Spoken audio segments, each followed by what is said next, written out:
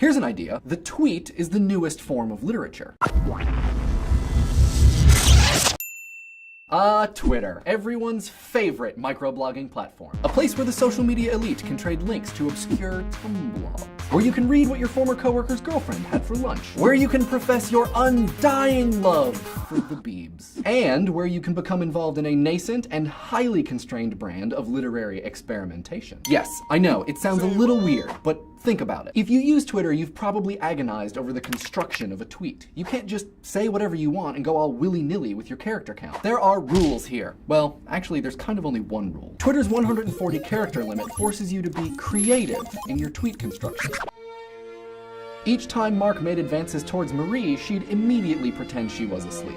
This made for awkward office lunches. The relationship between constraint and creativity is like peanut butter and jelly, like Toe Jam and Earl, like John Woo and Doves. Self-imposed, technologically determined, or culturally developed, constraint is oftentimes the very basis of creativity. Filmmaker Orson Welles even said that the absence of limitation is the enemy of art. The sonnet, still life, ballet, the sonata are all forms which are based on essentially arbitrary rules. A perfect, simple, and practical expression of artistic constraint is the haiku, which, when you think about it, actually has a lot in common with the tweet. Both are social forms meant to provide insight and be shared. Both are meant to stand alone, independently of other haikus or tweets. They have extreme limitations placed upon their length, and the best examples of each have a kind of turn that offers the reader a compelling insight. In haiku, it's called kureji, a place of emphasis, which outlines the structure of the poem and where disparate ideas often come together. How cool the feeling of a wall against the feet.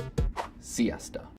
We don't really have an equivalent to the kureji in English, but some of the best tweet makers use arguably a very similar construction. Work finally begins when the fear of doing nothing exceeds the fear of doing it badly. One day, Justin Bieber will turn 40, and we'll all go, I can't believe Justin Bieber is 40, except some of us will be dead. But Twitter isn't the only place that writers are experimenting with creative constraints online. Oh no, no. With so many little text entry boxes ready for creative expression, status update literature is a perfectly modern format available to anyone to both create and to read. Respected author Rick Moody wrote a story on Twitter about a date to Coney Island. There has already been a Facebook novel. Not a novel about Facebook, but a novel written using Facebook. There is even a GChat status novel in the works. Sure, it's easy to challenge the legitimacy of a story constructed in something as seemingly fleeting as a set of status updates, but, as poet William Carlos Williams said, poetry is a machine pruned to a perfect economy. And that's double extra true when you only have 140 characters or less. What do you guys think? Can you write Twitter literature? Or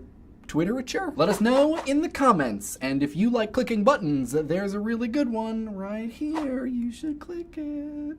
Please subscribe. Holy flirking schnit. The Bronies episode was by far our most commented episode. So first of all, 25,000 subscribers? That is insane. Thank you, and welcome, Bronies. Let's see what you guys had to say. Athea and a group of upvoters wanted us to get some brohoof action going, so ready? Here it is. Brohoof.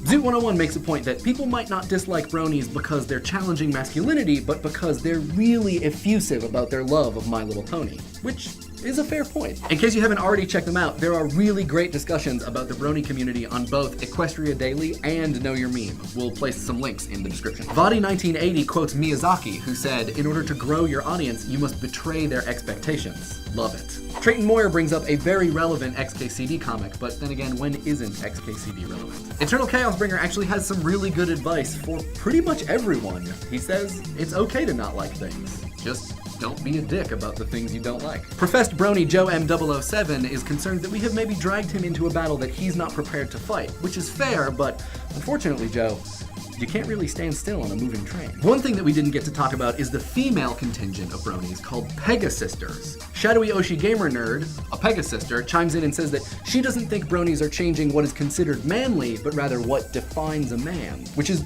nuanced, but really interesting. And in case you guys haven't noticed, we'll see you next week, because you're awesome.